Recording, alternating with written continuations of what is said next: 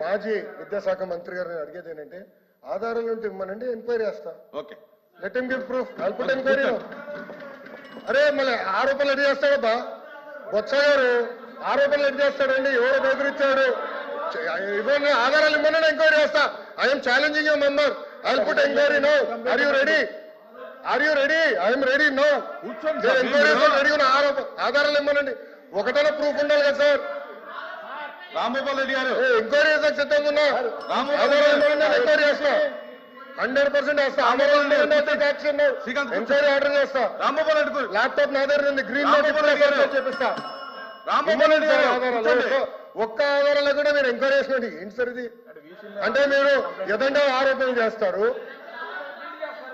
ఎట్లా అవుతుంది అధ్యక్ష? ఆయన ఏమన్నారు? ఎవరో బెదిరించారు, భయపడిచ్చారు, వాళ్ళు రాజీనామా చేసి పారిపోయారు అన్నాడు. అవునా? ఎవరు చెప్పారు మీకు అది? ఎవరు చెప్పారు అధ్యక్ష? గౌరవ సభ్యుడు ఎవరు చెప్పారు చెప్పండి.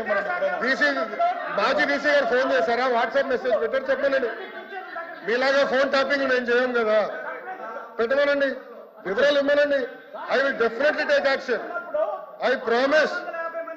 ఎల్ఓపి గారికి నేను ప్రామిస్ ఇస్తున్నా, ఐ విల్ టేక్ యాక్షన్. ఆధారాలు ఇవ్వనండి సార్.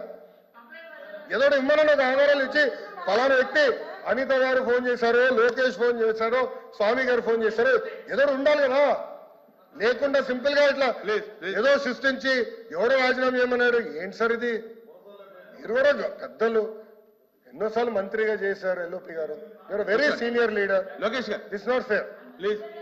చూసారు కదండి, మరి ఈ వీడియో కనుక మీకు నచ్చినట్లయితే ఒక లైక్ కొట్టేసి మీ అభిప్రాయాన్ని కూడా కామెంట్ బాక్స్లో తెలియజేస్తూ ఇలాంటి ఇంట్రెస్టింగ్ అప్డేట్స్ కోసం మా ఛానల్ని సబ్స్క్రైబ్ చేసుకోండి.